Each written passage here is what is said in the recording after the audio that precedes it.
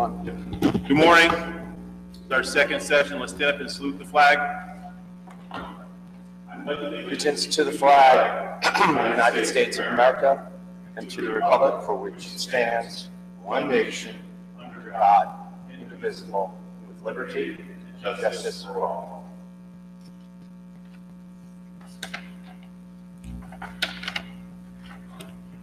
Pursuant to Section 5, Chapter 231 of the Public Laws Act 1975, this is to state for the record that adequate notice of this meeting has been provided to the public by posting and maintaining the annual notice of regular meetings on the bulletin board of the municipal building, by mailing the annual notice of regular meetings for 2018 to the News Record and Star Ledger in December 2017, and by filing said notice in the office of the Township Clerk.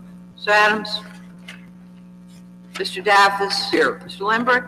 Here. Good morning, CC. Mr. McGee. Here. Mayor DeLuca.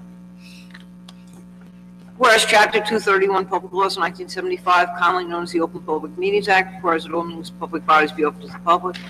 Whereas Section 7 provides that the governing body has discretion to permit, prohibit, or regulate the active participation of the public at any meeting, and whereas desire this governing body to comply with the provision of this act, same time to conduct its business in an orderly and expeditious manner, now therefore be resolved by the Township Committee, Township of Maplewood, does hereby prohibit, except as set forth in the formal agenda, active participation in deliberations of the governing body by the public, except as otherwise prescribed by law, does limit the public to the observations of the actions and discussions of the governing body at all of its regular and special meetings. So moved. Second. Mr. Daffis? Yes. Mr. Lembrick? Yes. Deputy Mayor McGee. Yes, and thank you, Ms. Fritzen. Good morning, everyone, and welcome to our second meeting of the 2018 municipal budget. This Saturday, we'll be hearing from several organizations which receive allocations from us, including the Maplewood Village Alliance, the Springfield Avenue Partnership, the Community Coalition on Race, and YouthNet. We'll also go back to department meetings as well, including finance, our town clerk, Open Space Trust Fund, Rec and Cultural Affairs, Public Works and Recycling, Engineering, Planning and Zoning, the tax assessor, and then we'll go into some capital revenue conversations. So this meeting will be a little longer than usual. Yet last week we were here to about 3. This one will last to about 4 o'clock. So again, just to give some background on what we do, we look at operating expenses. We don't talk about merit increases. We will talk about new hires, but just briefly we'll make decisions today. We also look at capital requests as well. So without further ado, let's get this show started. Maplewood Village Alliance, would you please come forward? And once you get settled, please introduce yourself, your name, and what you do for the MVA. Thank you so much.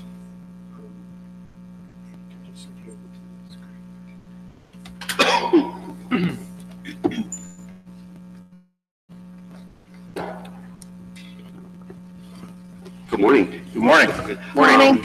I'm John James, president of the Maplewood Village Alliance, and I'm here with Julie Doran, our former village manager, and Deb Yohannan, our current village manager. Morning. Morning. So I have double representation and support today by two very able and capable people. Julie has finished her term as Maplewood Village Manager for 9 years, and we are greatly indebted to everything that she's done for us over that time and continues to do at Springfield Avenue. And Deb, who has been working with Julie the past couple of years, has taken over as Village Manager, and she has the energy to take on that job. And I look forward to working with her on that. So we're going to briefly go through the things we have to present to the township. We can kind of do an overview of the various areas. And then there are like a few specific things that we just want to talk about that we think are critical issues for the village and ongoing issues for the township committee. Perfect. In terms of budget, our budget has increased slightly over the years. I would say that's due to a couple of things. It's due to fundraising that the Village Alliance has done.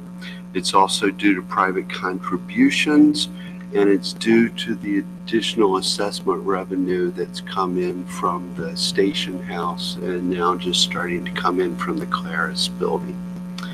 In the past, we had been spending more money on promotions and events, and we are kind of reorienting and trying to spend more money these days on design and streetscapes.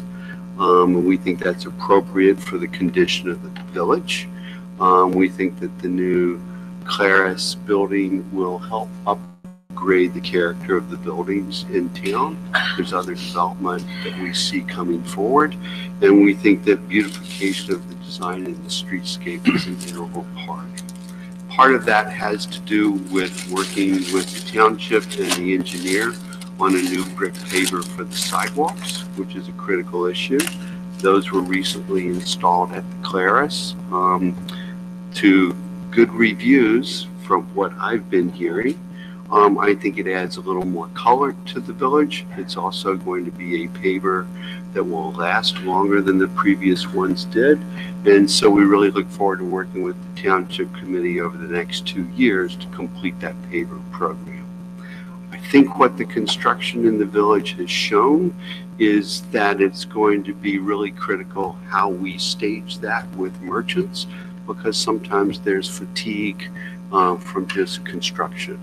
Having said that, and having the construction at the Claris and 97 Baker Street the past 2 years, I would say that both projects have gone much smoother than we expected, and I would say that the interventions have been less than we thought. So I think the planning by the township on that, and I think the support of the committee that oversaw that, especially for the Claris, was really helpful. There was much more commotion before it was built than while it was being built.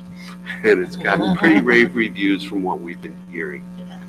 I think going forward with more interventions between specific merchants, that we need to look at that both as the Village Alliance and the township in terms of how some of that gets managed so that it has less intervention on some of the merchants. And I think the sidewalks are going to be a critical issue in terms of sidewalk closings. And the main message the Village Alliance and the merchants, I think, would want to pass on to the township would be, please do it in August. It's summer season, right?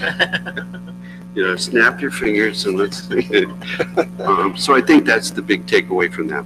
If we kind of look at the 3 documents we have to talk about today, the first one is the budget, and I think you can see that our budget was up slightly last year. We overspent a little bit more than our budget, but we had some funds from the previous year and some of the Dickens surpluses, so there's not a negative effect on our overall cash flow. We have a proposed new budget of $90,543 versus last year's budget of $89,865. It's a very slight increase. We do have the kind of change going more towards design and streetscape, which is up from $24,000 to $32,500, and we're going down a little bit in terms of events and promotions, down a little bit in terms of Dickens. Dickens may look like, wow, it's dropping off incredibly. What happened this past year is that we spent a lot of money on the houses, and we have to do that every so many years, and so now we can go back to more of an operating budget as opposed to a renovation and maintenance budget. For the houses themselves. Yes, for the houses themselves. I would like to say we did get a donation from the Maplewood Women's Club to maintain their house in perpetuity. So the township contribution for the Village Alliance is the same this year. It's $1,500 for landscaping and it's $12,000 for cleaning. Those are kind of the 2 numbers that have been carried forward, I don't know, probably as long as Julie and I can remember. We're not sure we're going to be able to hold those indefinitely, but we can for another year. So we're just asking for the same township contribution as it was last year. And you can see how that adds into our total budget of $90,543, and the township contribution is a total of $13,500. We have almost $55,000 in assessment revenue, and the rest is in events and promotions, Dickens Village, and sponsorships. Thank you, Mr. James. Mr. Manning or Ms. Veras, I noticed that in the line items, which would be 100,225, we have a line item for $38,522 for the Maplewood Village Alliance. I'm looking at that right now, line number 100,225. If I'm not mistaken, that included a $25,000 one-time contribution towards, because of construction, to do special advertisement, special promotions. So that is something, we typically don't do that. That was a one-time thing. So I don't know if they're asking for that $25,000. No, we're not asking. They're not asking for, that's why I see a discrepancy, because we have it here, 2006 actual 38.5, 2007 38,522, and then requested at 38,522. If you're saying 13.5, then that needs to be changed. Well, what happened was that there was a township contribution that was put forward because of the class construction in 2016, and we spent, I don't know, less than $3,000 that year of that. So that was carried over last year as the $17,000 from the previous 20 that hadn't been spent. This past year, if you look at our footnotes number 6, I think $1,841.35 was spent out of that $17,000. So those two allocations that were allocated to the Village Alliance for that have not been spent, and will therefore revert back to the township. The township. Yeah, we'll adjust. Thank you. If you're asking us how we think the money should be spent, we'd like you to I'm not asking you, Mr. We'd James. like you to allocate it to the big pavers. I got a whole list of people coming out today to tell me how to spend the money. The township graciously offered to hold the money from 2016 that was unused through 2017. And rolled it There over. was a need for it. You asked us to use it only if we felt we needed it, and as things progressed, it was much smoother. That's great, that's great. So we'll make that adjustment, make that down to Yes. 13.5 at a max cap, okay. Great, all right. Mr. Daffis, Mr. Lindbergh?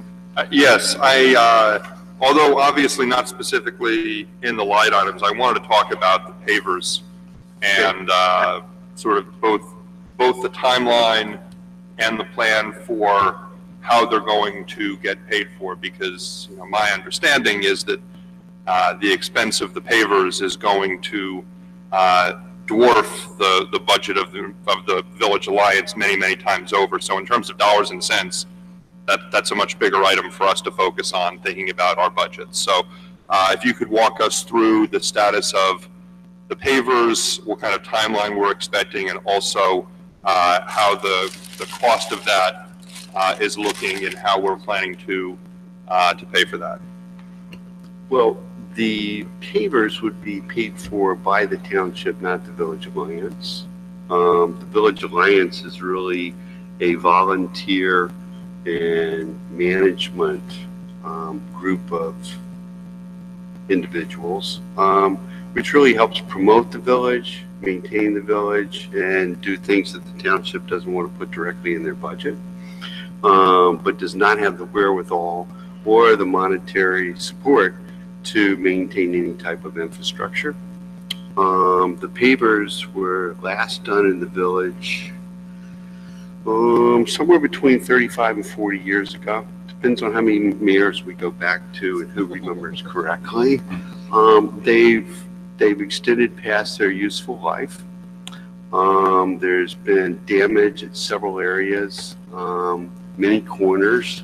There have been sinkholes when the fire hydrants, etc., were replaced. None of them were ever repaired properly. They're no longer made, and they cannot be patched in the village.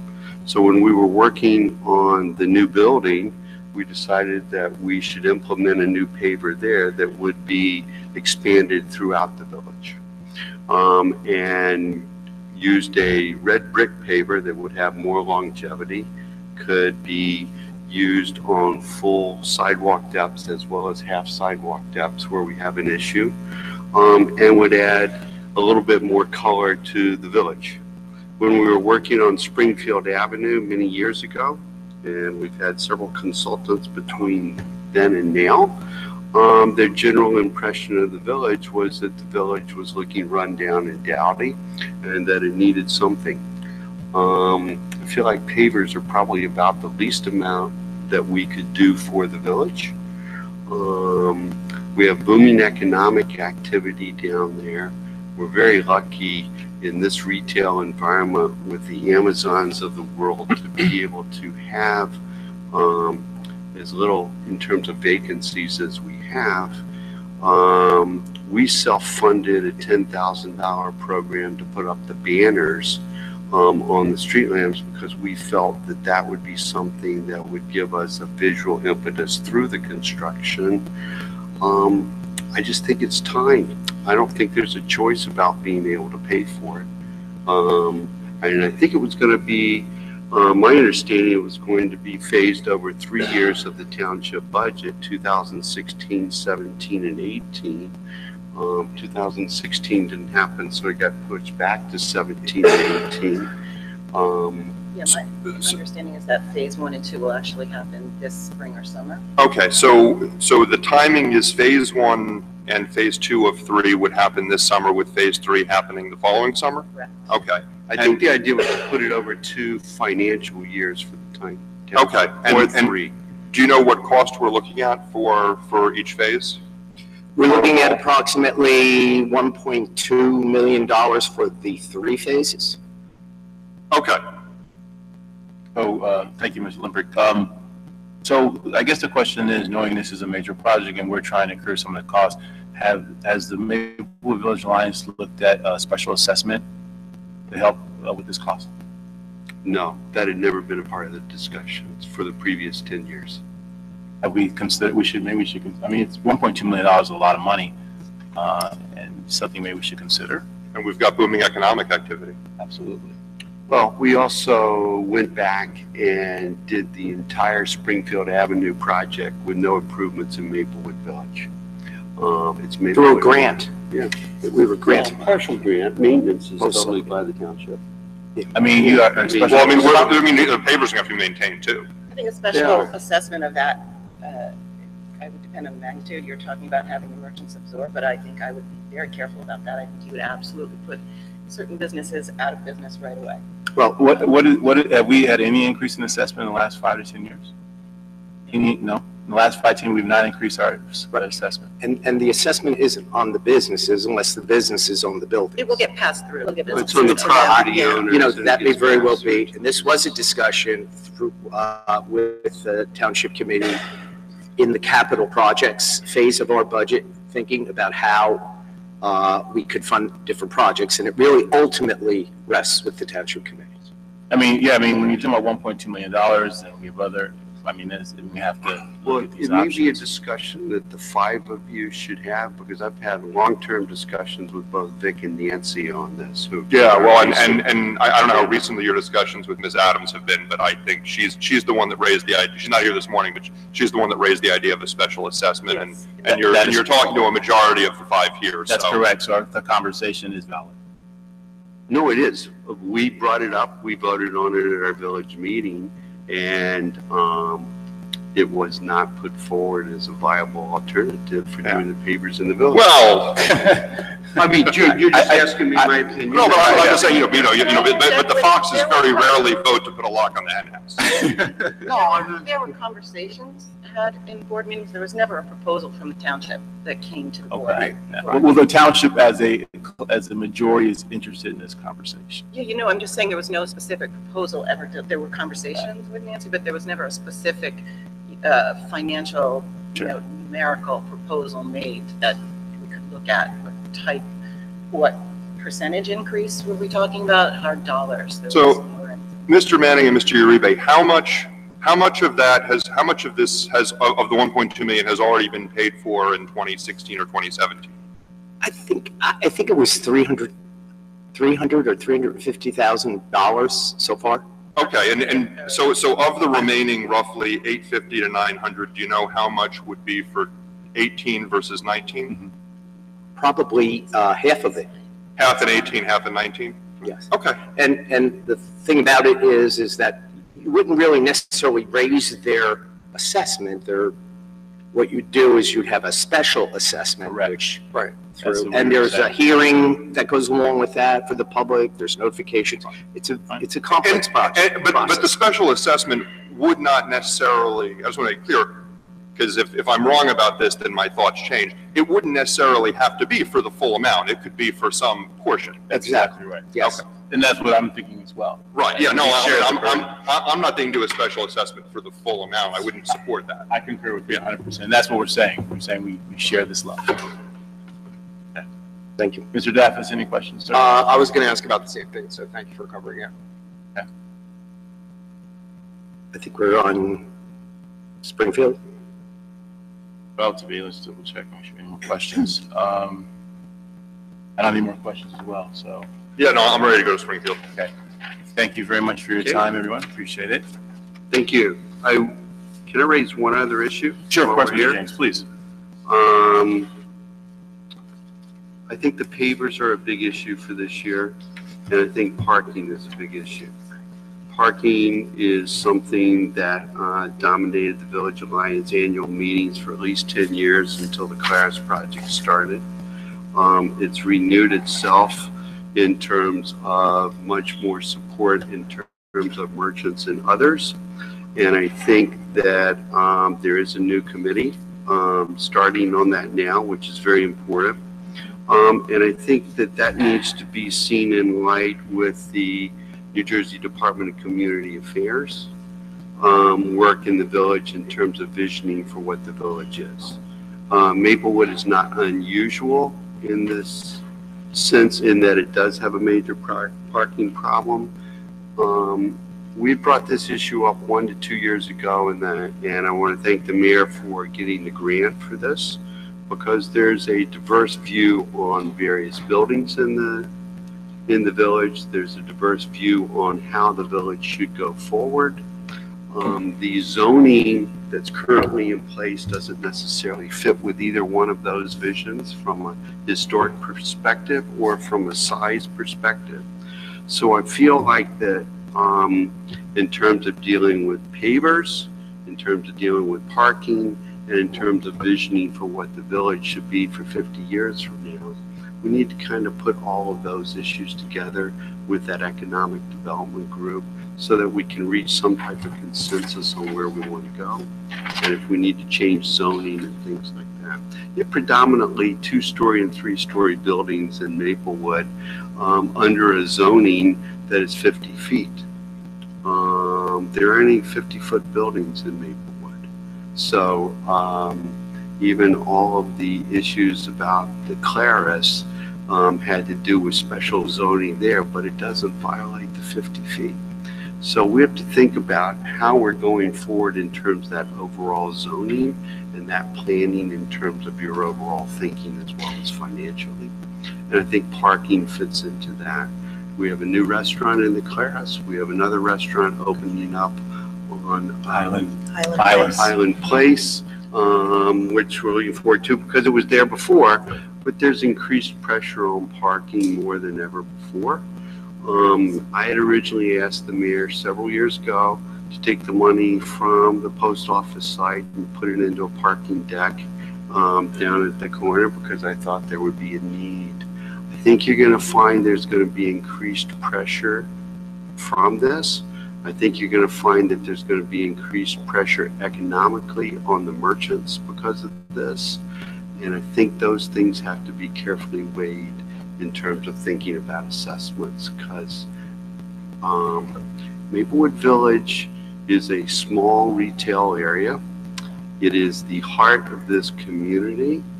Those people in Springfield Avenue may feel differently about being the heart of the community. Springfield Avenue is also the heart of this community, and it's developed incredibly over the past 25 years.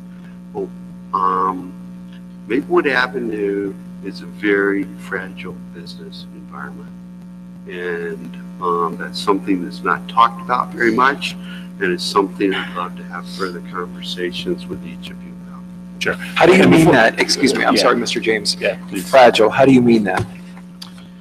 I mean that we spend a lot of time doing recruiting and things like that, and we're able to keep a lot of the business storefronts full, but there has been a transition from retail to food establishments based on the rents. It's not sustainable as a long-term thing. There are really high rents in Maplewood Village. I would say the businesses that own their own buildings do well if they've been there for a very long time, and those that are renting and are turning over are in distress. There are many people that think they can come into Maplewood Village and have a retirement business and that it's going to reap huge benefits, and essentially it's a volunteer activity.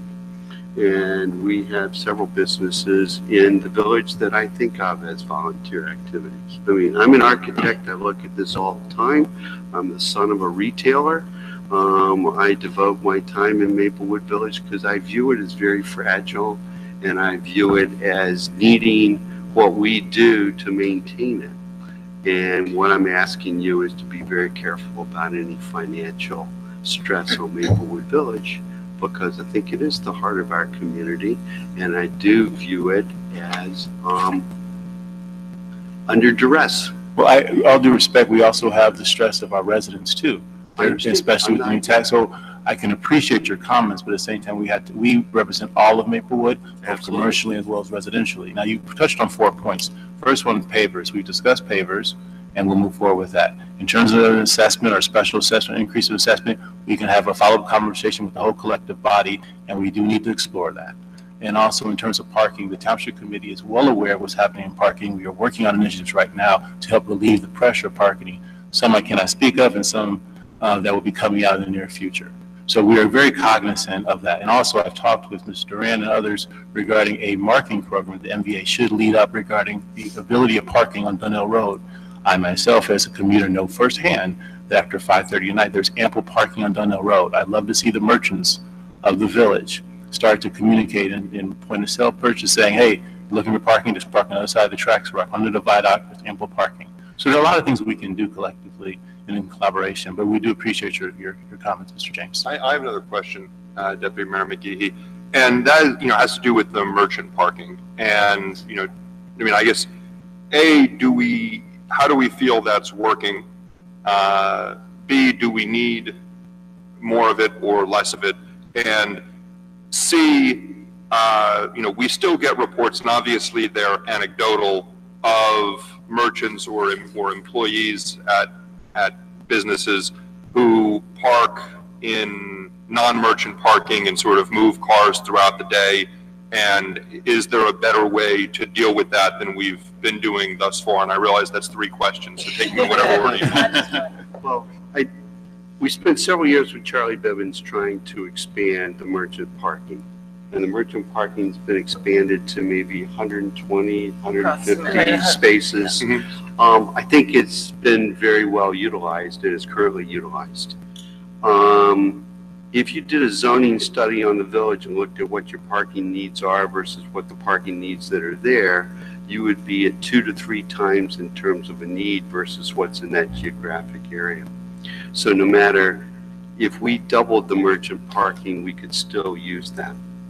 I think you would find from a zoning point of view, we need approximately 1,200 parking spaces in Maplewood Village, and that we currently, with merchant parking, have somewhere approaching 500. So it's, the numbers are working against us.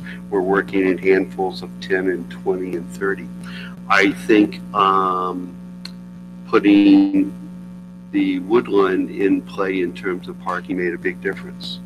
We had a proposal several years ago of putting kind of a non-deck over top of Highland Avenue, which would have added 40 spaces.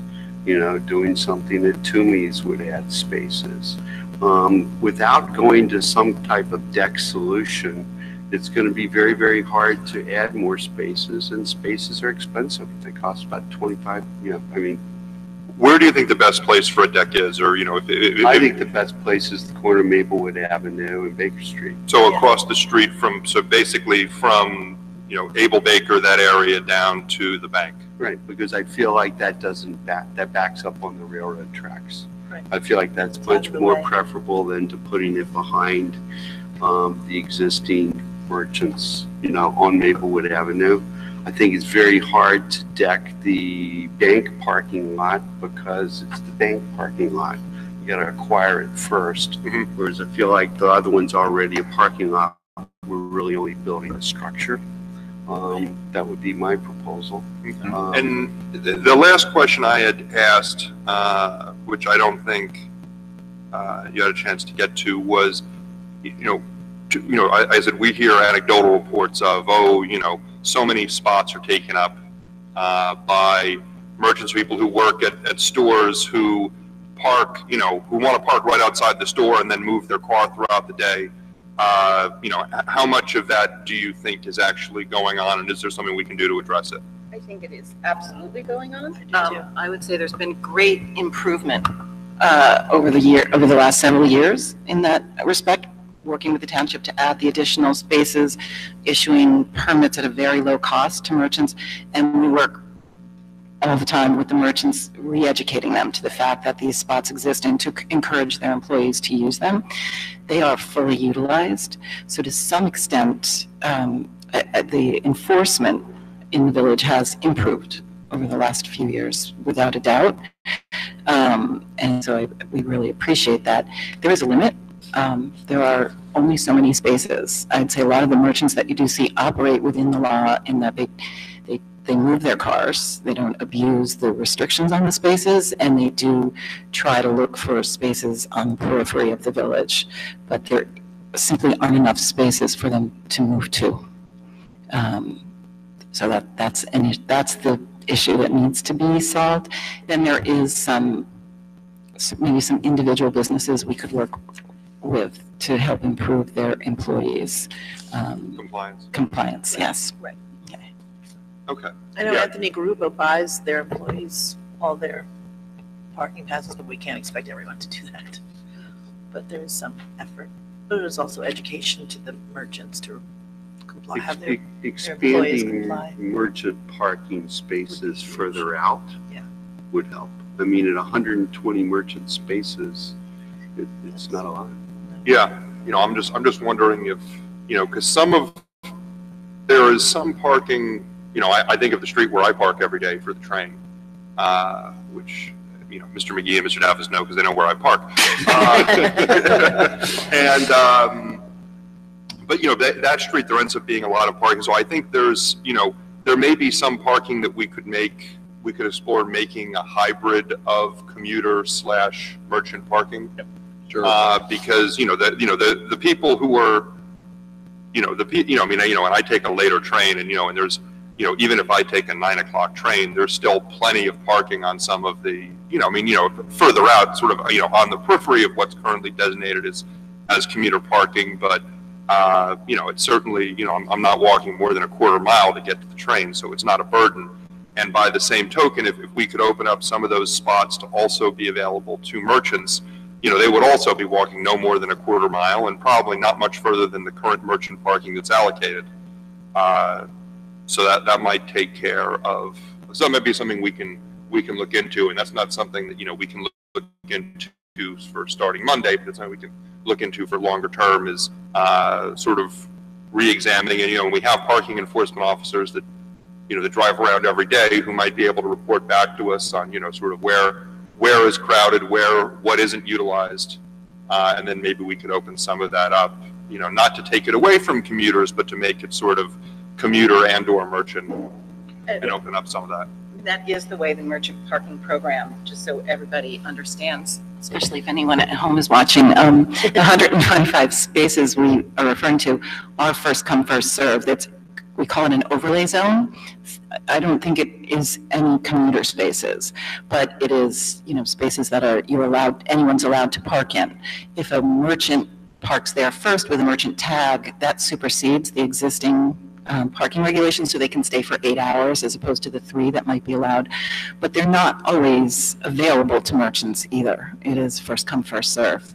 But identifying additional spots would be hugely helpful. Right, Yeah. advocated for. I think that's something we can do. Yeah, I agree. Mr. Lindbergh has identified an area which we won't publicly say right now that I think is a prime area. And in terms of the actual parking, it starts at 9 o'clock and we could change that to fit this. I think that's a great spot which you're referring to. Yeah, no, and obviously, there's some businesses that are open very early in the morning, but those employees probably don't have as hard a time finding a spot. It's probably the ones that are opening later, the employees who are starting at a later shift, who have that problem. And there's parts of the village that I think currently, would be available, maybe sort of on the periphery that we can make sure we make available, both from a permit standpoint, but also then do some education, help you and say, these are additional spots that are available, that have been made available. And if that helps, because I know for me, I don't mind walking a little further so long as I don't have to drive around for 10 or 15 minutes looking for a spot, especially if I'm trying to catch a train or I'm trying to, pick up a hot pizza or, Chinese takeout or what have you. I'd rather walk an extra 2 or 3 minutes than drive around trying to find someone who's trying to pull out. I know that's not a universal feeling. There's some people who will drive around all day to find the perfect spot, but I think if some of the merchants and employees sort of knew, I know that if I go to this, even if I'm not coming in until 10 a.m. or noon, I know that if I go to this street, I'll be able to find a spot. I think they would be, at least some of them would probably be pleased for that chance. Sure. And in terms of parking, I mean, there's phase approaches that we're looking at, and like I said, I can't publicly speak on it, but if it does go through, we'll have incremental spacing coming in, 10 plus spaces in the short term or relatively short term. And we're also exploring other suggestions which you've made as well, Mr. James. Yeah, when the Claris was built, one of the reasons for moving away from the train tracks was to make the accessibility under the tracks much more advantageous.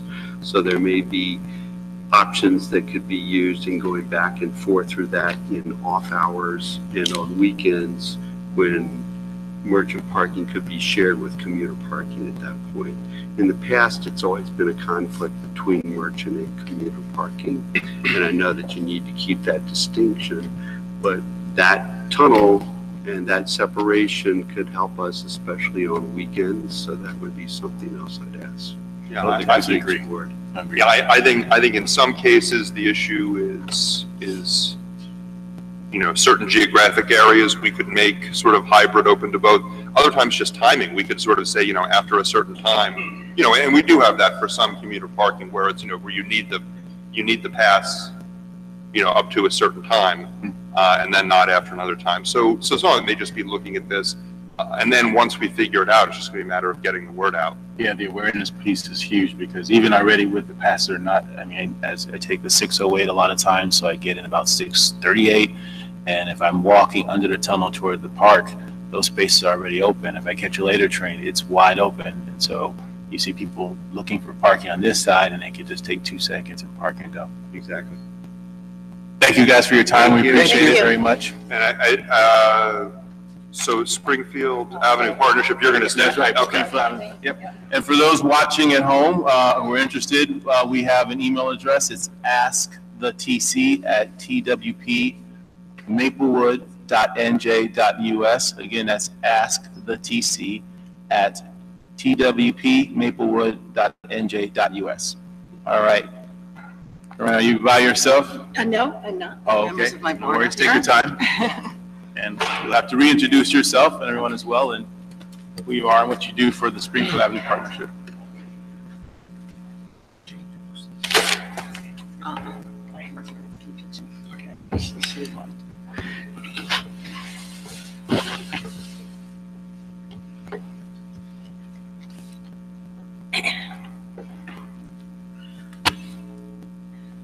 Good morning. Good morning again. Julie Dorn, I'm the manager of the Springfield Avenue Partnership. I'm Jim Nearing, I'm the president of Springfield Avenue Partnership. And I am Jane Whitkin, a vice president of the Springfield Avenue Partnership for the last 17 years and a merchant and property owner on Springfield Avenue. Good morning. Good morning. Good morning. This morning, we want to talk a little bit about what happened during 2017, look forward to 2018, and introduce our budget.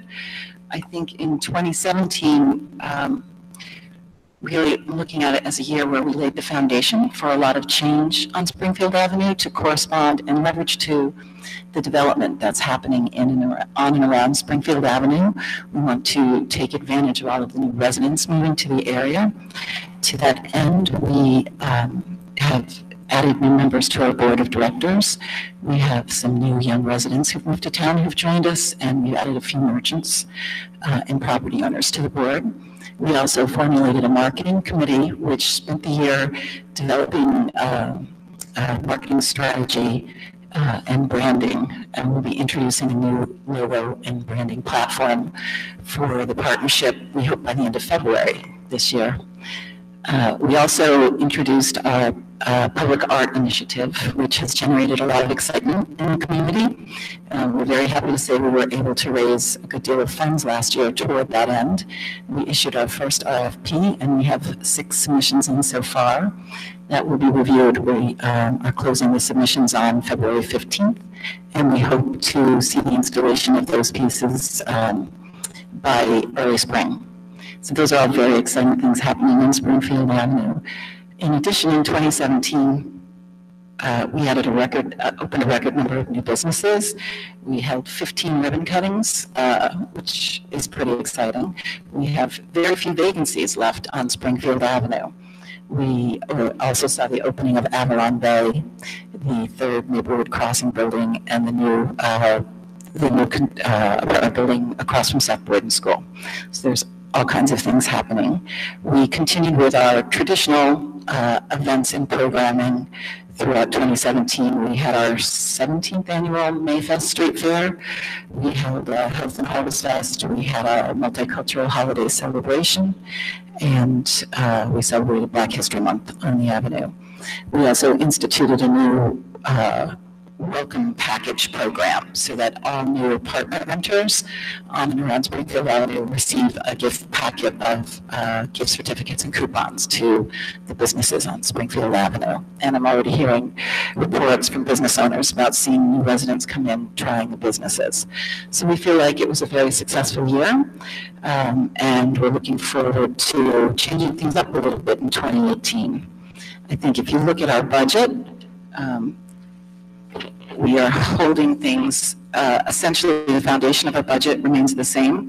The assessment revenue remains unchanged, and the service level requests from the township contribution remains unchanged. So the basics of our budget are the same. You see a slight total increase in our budget, and that is due to some projected increase in fundraising, and also the money that we raised at the craft beer tasting last year to fund the public art initiative. We plan to continue with a fairly aggressive fundraising program this year. We're going to repeat the craft beer tasting, and we're going to add a couple of new events that we're going to tie a fundraising opportunity to. We do plan to eliminate a couple of events to make room for some new events. We moved our Black History celebrations under the umbrella of the township, which we are very much appreciative of. I think that's a very strong initiative that came out of the township. And we are able to allocate some of those funds that we previously used for Black History Month celebrations to other programming in 2018. We are eliminating the Harvest Fest celebration in favor of repeating the craft beer tasting and adding a couple of new events that are still being discussed, so they're to be announced. And our expenses remain the same, with the addition of paying for the art installations, which we're projecting at $10,000. And just to be clear, that's all fully funded by contributions and fundraising on our part. And that's it on the budget, unless there's any specific questions. Ms. Doran, I do have a question. Good morning. Good morning. The 2018 proposed budget under assessments, $33,047.21. Does that include assessments from the 15 new businesses?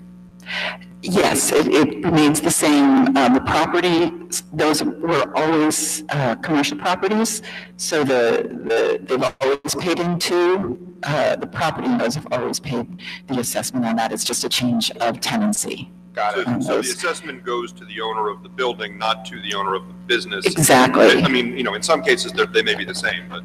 In some cases, they may be the same, and in the majority of the cases, it is passed through from the property owner as part of the lease agreement with the tenant.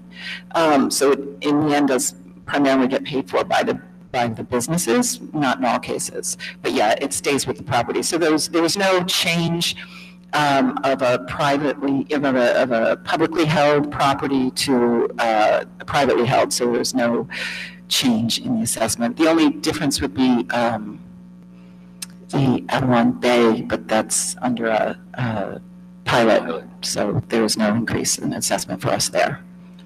I think what we've tried to do over the last few years is raise money from additional sources to augment what we get from the township, and that's been very successful. I think we've expanded our programs without any impact to the township. Jaded.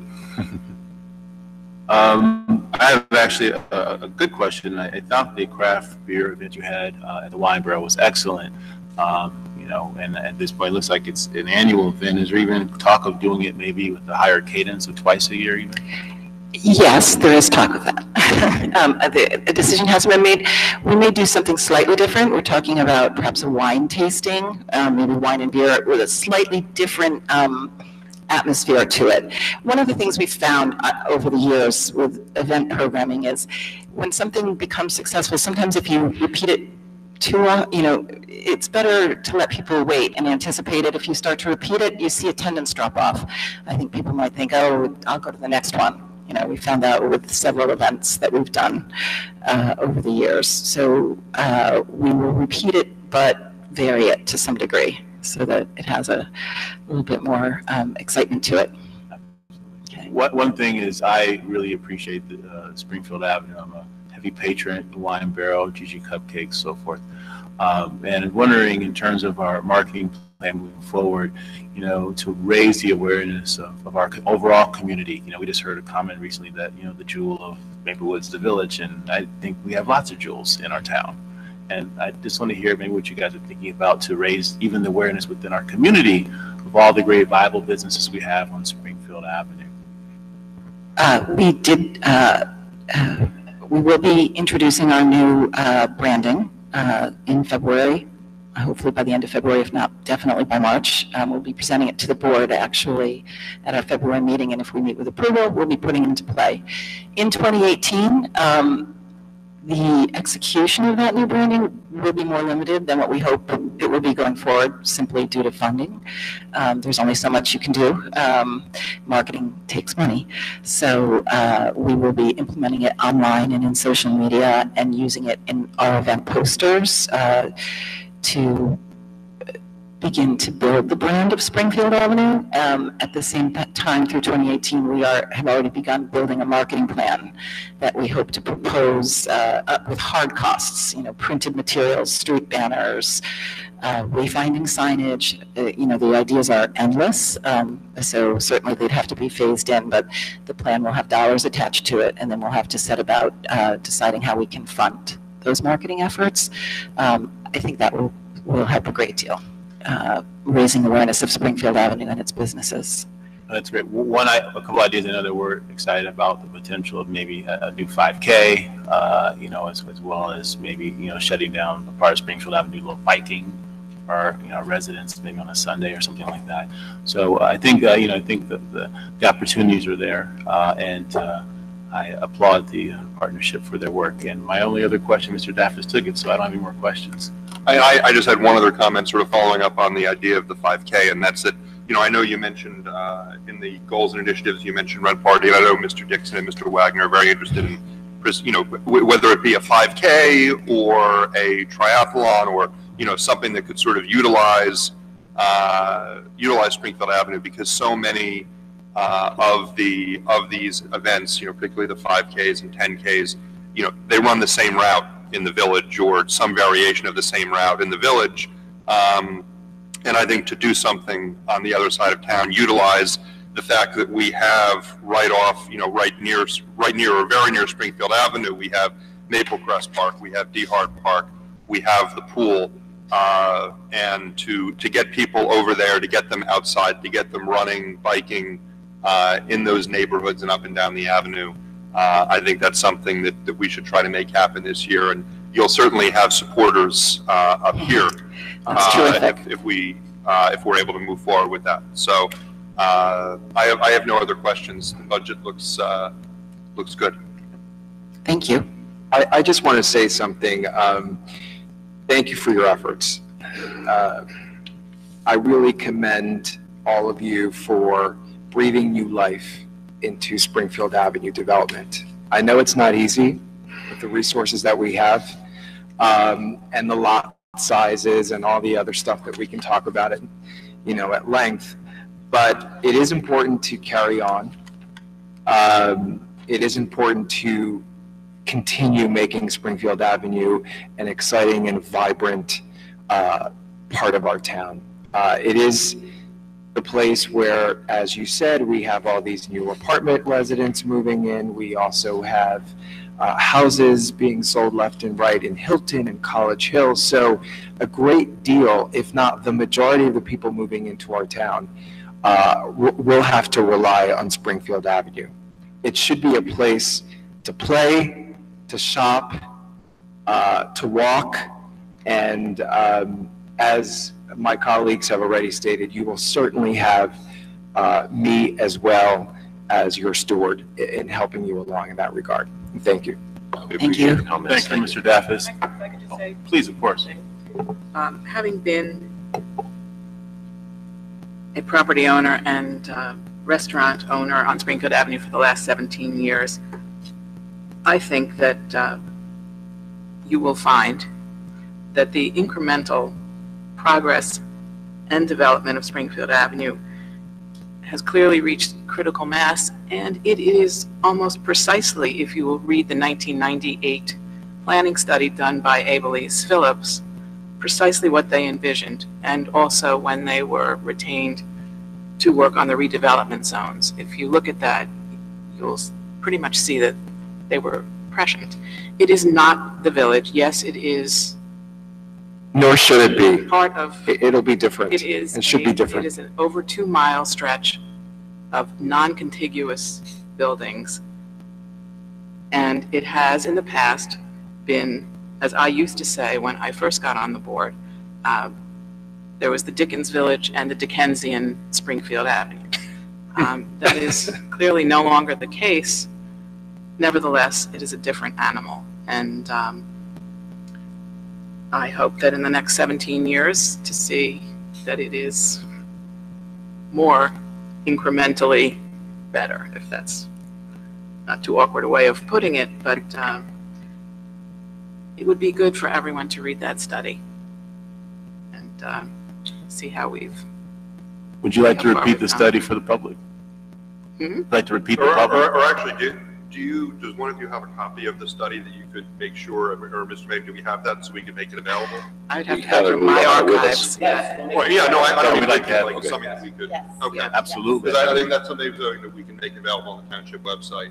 Absolutely. Raised awareness of what you're exactly talking about.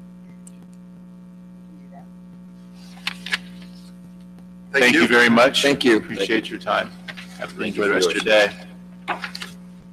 Next, we'll have the Community Coalition on Race. Just also while we get ready, I want to go ahead and read the email address one more time. It's asktwp.maplewood.nj.us. And also, just for the education for those at home, the two organizations that we just met with, they're special improvement districts, which means that if you live in that area, there is a special, tax, if you will, on top of your regular assessment. Maybe Mr. Rebate, would you justify or clarify? So what I want the community to know is that if you live in these special improvement districts, that there's a regular tax and then there's an incremental tax. That's correct. Living in a special improvement district, correct? That is correct. Thank you. So when we're looking at these line item budgets, just so the public knows, the allocation of funds in which the Maple Village Alliance and Springfield Avenue is asking for is incremental on top of what's already assessed those people in those special improvement districts. That should be clear. So this is incremental money on top of the money in which they already pay. So it's kind of extra money to help them go. So thank you, Mr. Rebate. Thank you. Good morning, ladies and gentlemen. Good morning, sir. Please introduce yourselves for the public. Good morning. My name is Robert A. Marchman, and I am chairman of the Community Coalition on Race, and I'm, of course, a resident of Maplewood. Nancy Gagne, executive director. Erin Scherzer, a trustee, and I serve on the executive committee. Yes. Well, good morning again, and thank you for coming. Love to have give you the opportunity to kind of walk through your narrative for ourselves. We've already obviously seen it, but just to kind of summarize, and also for the public, and then we'll go into a Q&A part. We were going to begin with a little review of 2017, or do you want to? Oh, no, absolutely, please. It's your show. I'll start with that, and then I'm going to let our chair take over, anticipating what's happening in 2018. So in 2017, it was a very full year for the coalition. We hosted over, or participated and collaborated on 56 events and touched over 3,000 people, met with over 3,000 people. Most of those events were very well racially represented in our community. We started with our Dr. Martin Luther King Jr. observance, hosting for the first time at Columbia High School to accommodate an ever-growing audience for this afternoon and to encourage participation in the volunteer fair. The Luminary Project had, we expected some growth, but in 2017 it doubled, and we're excited about greater and greater family participation in that. Conversations on race filled the woodland, and coffeehouse discussions have grown beyond what we anticipated. Based on attendance, we feel strongly that the topics are meeting needs throughout the year in the community to handle race and integration issues that we struggle with. The Civic Engagement Institute graduated 11 participants last spring, and this year the trainers are working on making the classes more accessible to more people and putting a focus on real-world volunteering. Crossroads Fest in 2017 featured 13 performers, 30 merchandise vendors, and a huge edutainment tent with 5 cultural regions and 6 activities represented.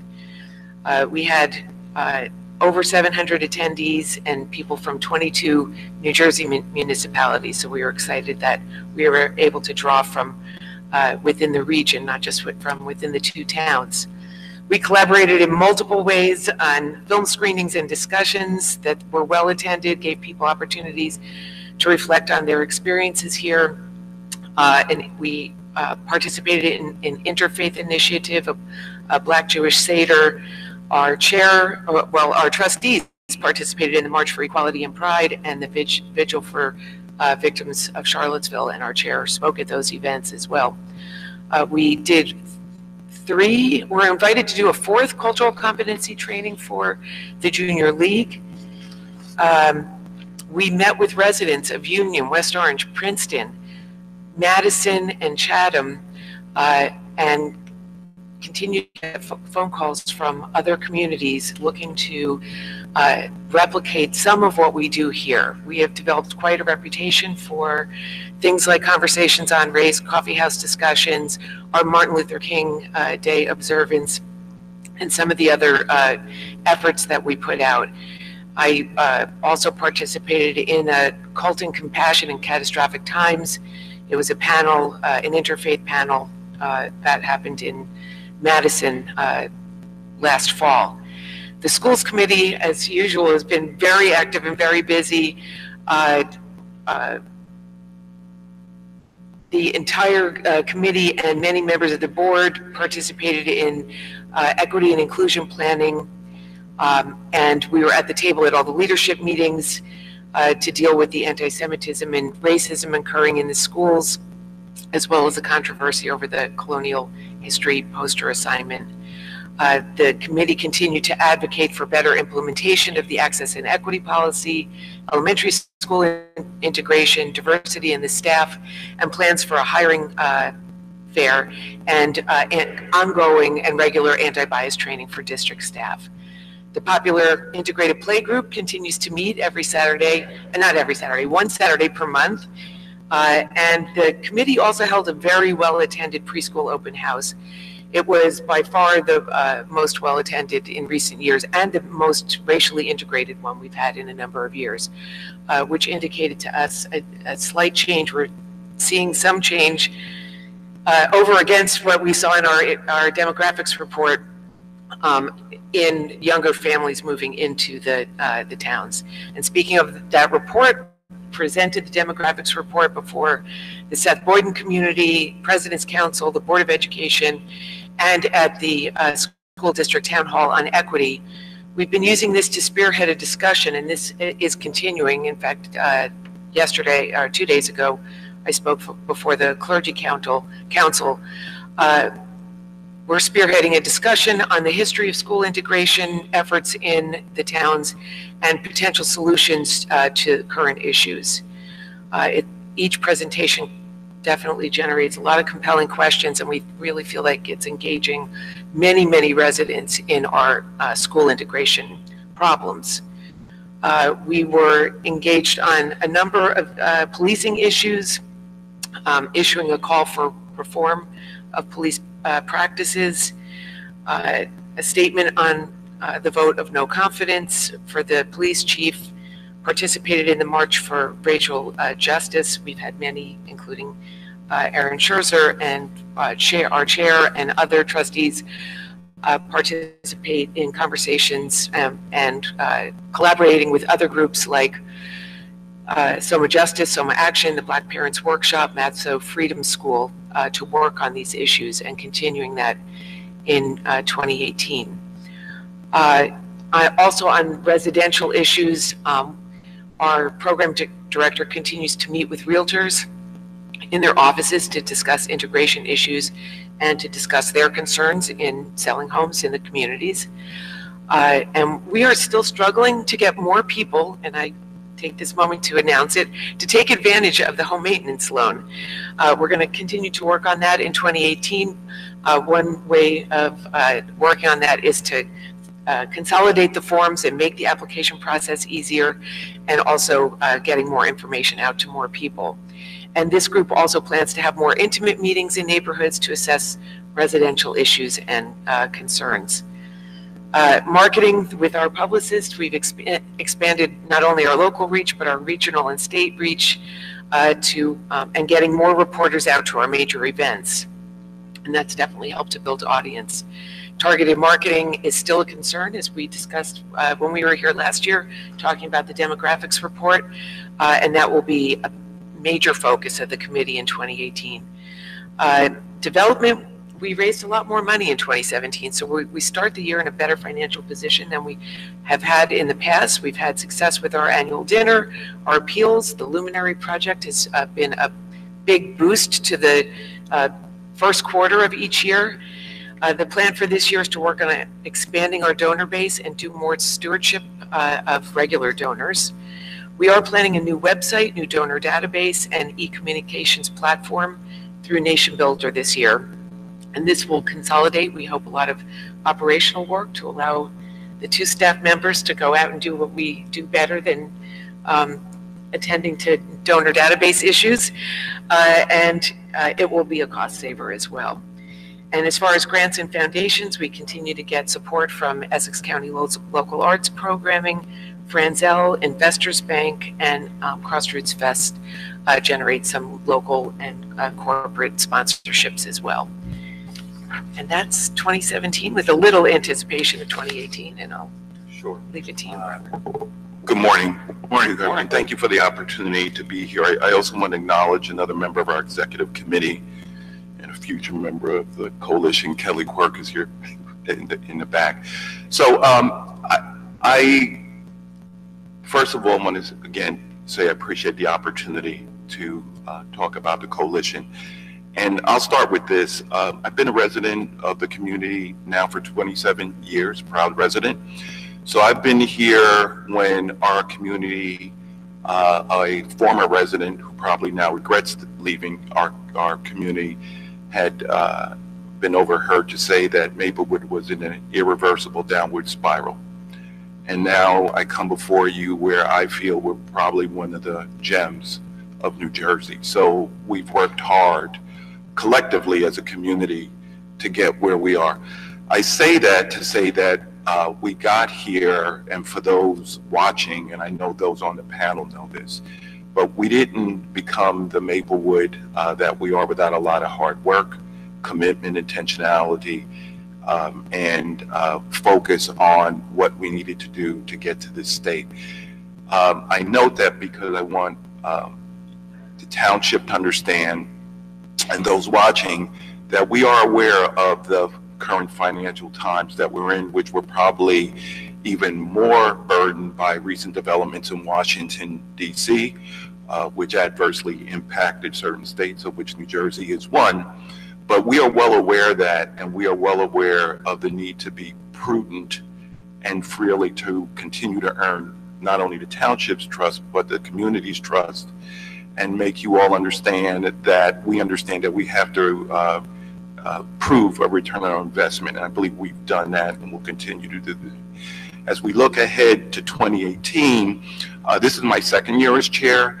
Last year, one of the focuses that I had the group do was frankly a self-evaluation of what we needed to do to frankly continue to be effective and efficient and relevant, and continue to be in a position to provide that return on investment that we know both in Maplewood and South Orange that you all have a lot of tough decisions to make, and we want to make sure that we're in a position to ensure that you can justify the position and the support that you're giving. So I want to just emphasize that that's a priority for us. We are in the process now of continuing that self-evaluation of focusing on where we need to devote our resources in the most efficient way.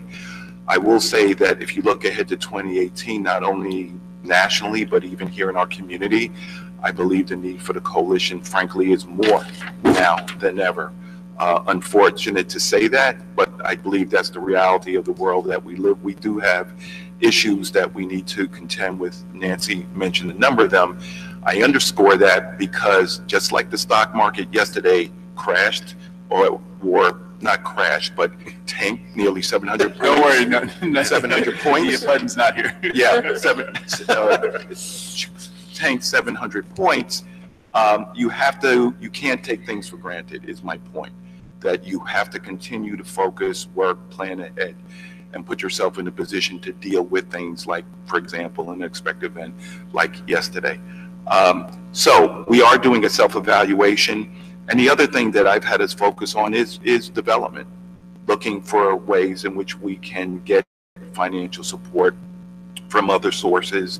That continues to be a focus. And then the third thing we're focusing on, and then I'll turn it back over to Nancy just to talk about our budget for 2018, is frankly outreach to the many new residents who are coming into our community, to get them involved, to make them frankly understand why there is a need for the community coalition, why we exist, what our role is in the community, and what our role will continue to be going in the future. So that's where we're going to be looking at in 2018. But I do, as chair, want to underscore we are very cognizant of the times in which we live and the challenges ahead and the work that we need to do in order to justify your support. And I thank you for it in the past and in the future. I'll turn it over to Nancy. Thank you, Mr. Marshall. Well, you have the budget. There's not too much to say. We're requesting the same amount of money from Maplewood and South Orange as we've had probably for the past 5 or 6 years. Our budget has gone up, bottom line, about $10,000 to $12,000. Most of that is an increase in things that we can't control, and but the majority of that is for the Crossroads Festival. But I would say about 90 to 100% of the festival is covered by fundraising, sponsorships, vendors' fees, and grant money that we've already secured. So even though it costs more to put on the festival, that increase has already been covered. That was one of the line items I had earmarked in. I guess it's up $6,000 according to your expense line. And I was wondering, what is it about the festival that's causing this increase? I mean, I obviously attended the festival. I think it's a great event, but I'd like to know more. Well, one of the cost increases this year will be that we did opt to move it to Maplewood, and we had to build in expenses for a stage and a sound system that we had from South Orange for the last 2 years. Those were in-kind support donations. So, if we It's our fault, huh? if we manage to get more support in that way, that budget line will go down. But again, we're hoping to continue to raise the funds to fully cover the expenses for that event. And then, of course, the other line item I had circled was the affirmative community marketing line item. And just like to hear a little more about that. Yeah, that I don't know that has. I think that has stayed the same since we retained the publicist. So this will be our 3rd year, I believe. It's our 2nd year with the publicist working for us a full 10 months of the year, and that is the reason that. And that is an area that I know that we'll talk more about. Aside from hiring a publicist to attract, to promote the community and the work of the coalition and get those positive stories out about the two towns in order to continue to draw prospective home buyers here, one of the things that we need to focus some financial resources on is targeted marketing. We don't have the expertise on our volunteer committees or on our board necessarily to do that kind of marketing, and we feel that it's really critical to developing and expanding the diversity of the two towns and working with the knowledge that we have from the demographics report. This is something that we really need to work on. We're going to be looking at that this year, but we may be coming back next year with a bigger line in the marketing area if we find that we have to spend use more financial resources there. There's no question that the CCR does great work. Even in your narrative, you talked about a lot of events and activities that the CCR has. I was going through the narrative, and I think I had it down to about 9 to 10 events. And is there any conversation about, just between the number of events, between the coffee house, conversation on race, schools, is there any conversation of streamlining some of your events? Because I think about each time you have an event, there's a cost per event, so has there been any dialogue about maybe, tapering or consolidating? I know in the narrative, we talked about conversations on race and the coffee house discussions, and even in the narrative, it says, that the coffee house discussions is an extension of the conversations on race. Erin, so I had mentioned for 2017 and 2018, our focus on self-evaluation. I should have noted, we have formed an ad hoc task force that is actually looking at things like programming, is looking at where we now devote time, both in capital and human resources.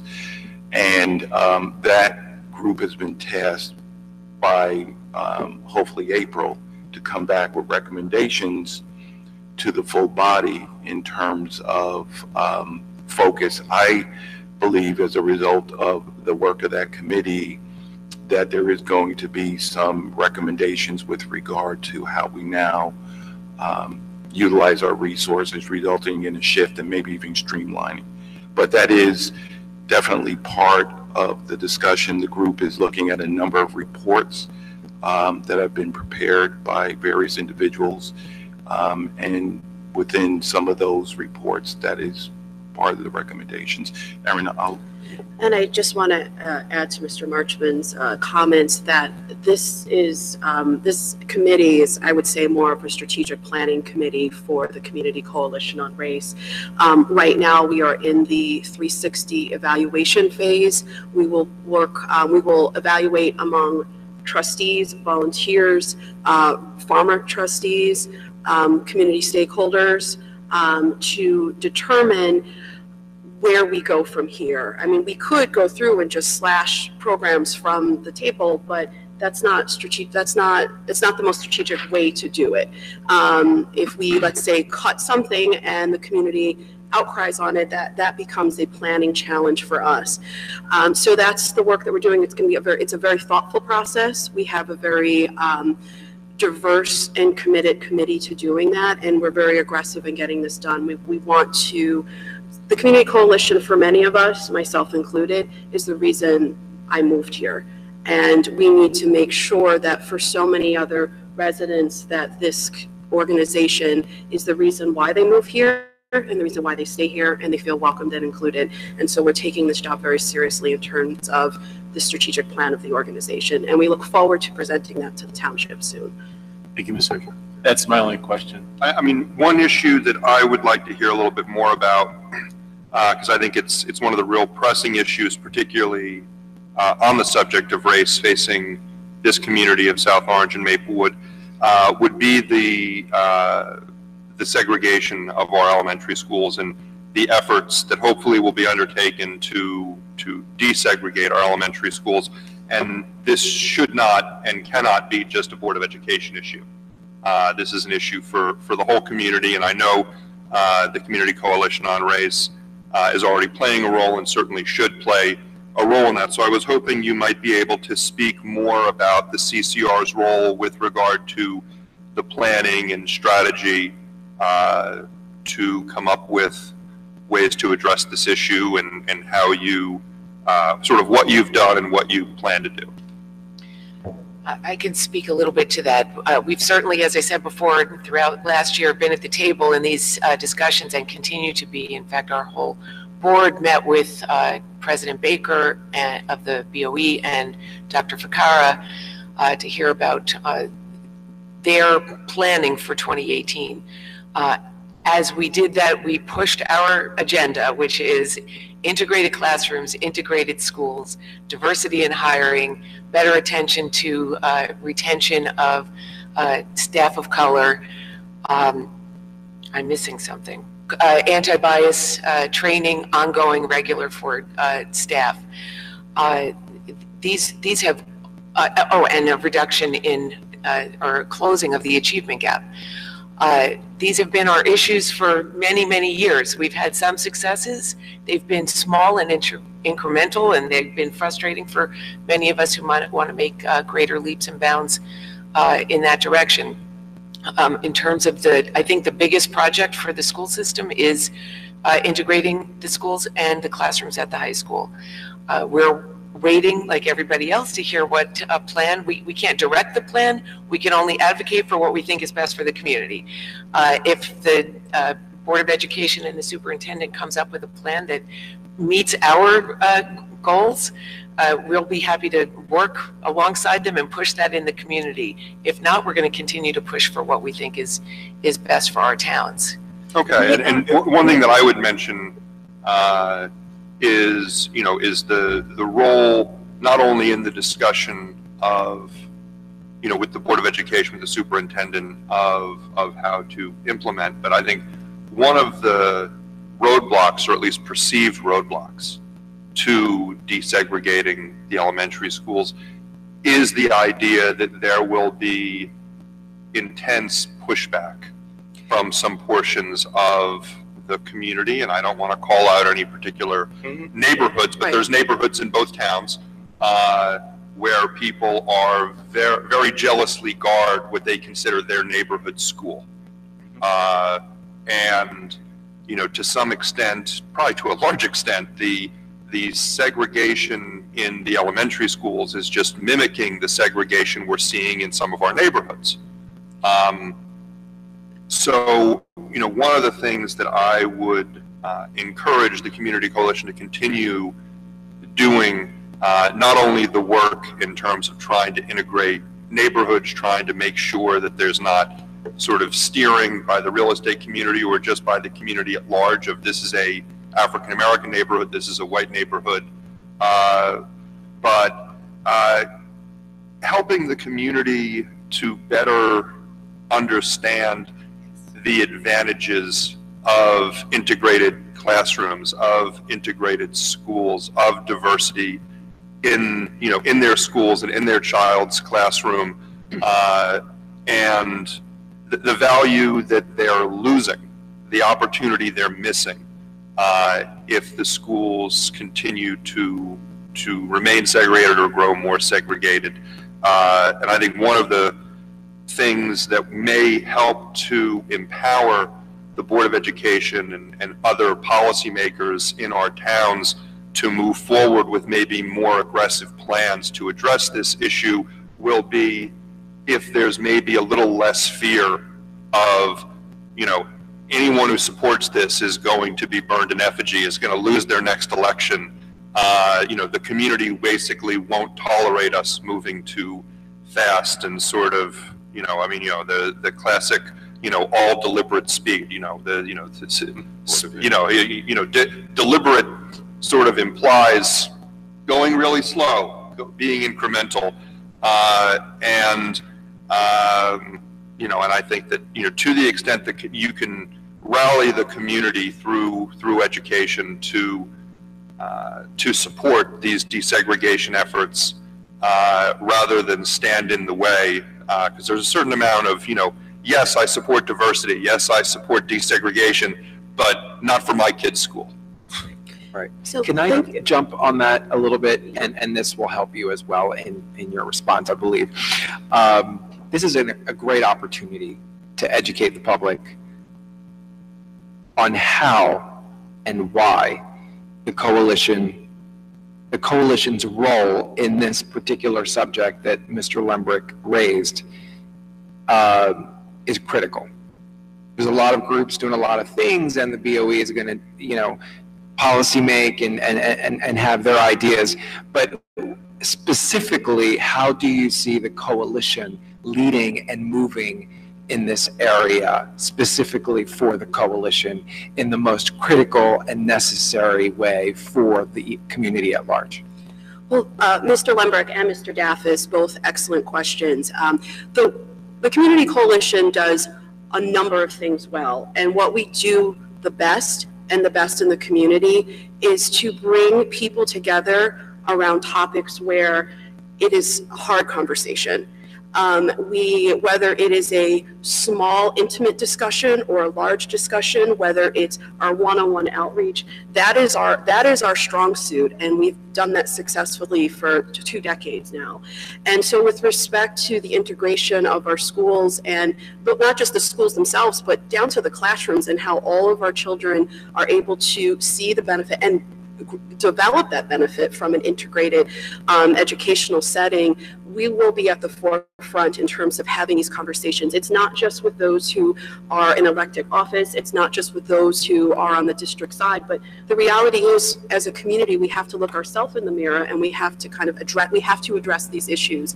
It extends to the work in our neighborhoods, so through our conversations with neighbors and connecting neighbors and building that and seeing each other as the people that we love and respect, we will have these conversations going ahead. And it's something that we are very proud of our work, and we look forward to helping and leading the charge in those efforts. Right. Let me just know.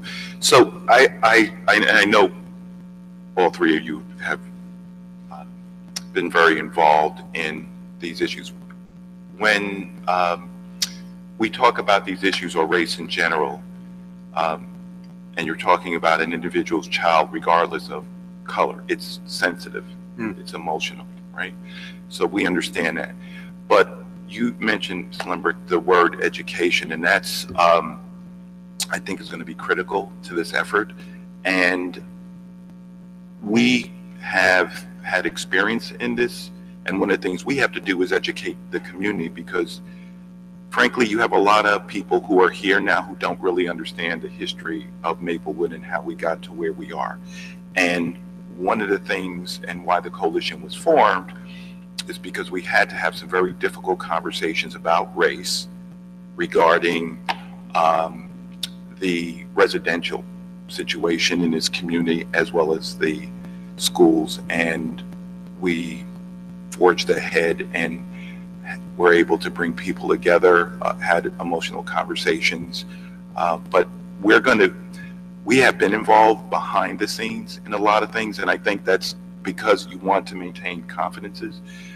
The fact that we had the Board of Ed president and superintendent at our first meeting this year shows where our focus, and we're aware of what I talked about earlier about the need to work hard to maintain what you have, right? Because what you have today could quickly dissipate tomorrow. So we understand there's a lot of hard work that's going to be involved. And having been involved in this professionally in the community, the thing we have to demonstrate to people is the value add, right? That there is a benefit, and we're not doing this just for the sake of cosmetics, that there really is some substantive value add if we do this the right way. That's our challenge. It's not going to be easy. When you're dealing with issues like this, it's very emotional, but we're going to be in the forefront of educating in a constructive and civil manner. And that's going to be the key. There are going to be situations where there's going to be a lot of heat. We get that. But we'll work very diligently to kind of level off the heat so we can have a constructive conversation and have all the residents understand that what we have is something special. It's unfortunately very unique in this country, and we don't want to lose that. So that's the role we're going to play, continue to play. We've been playing it since I'm one of the founding members of the organization. So I've kind of been there, done that. I get it. So that is one of our goals. We get it. We understand it's going to be very emotional. And I'll just say this with regard to education, to show the role of the coalition. When we put out the demographic study, even though it should have been apparent to a lot of people, there are a lot of light bulbs going off, like, wow, like what's going on? So that's the role that we play. We provide information, we educate. We don't say the town is burning. What we're saying is, this is an issue. How can we work constructively to address the issue that we've identified? And that's what we'll do in this issue as well. Thank you very much. I really appreciate those thoughts. And, one thing I know that, in a few weeks when we have our first of every month or two, we meet South Orange and Maplewood governing bodies sit down with the superintendent and the Board of Education and talk about issues that are common to both of us, of generally just the community. And I know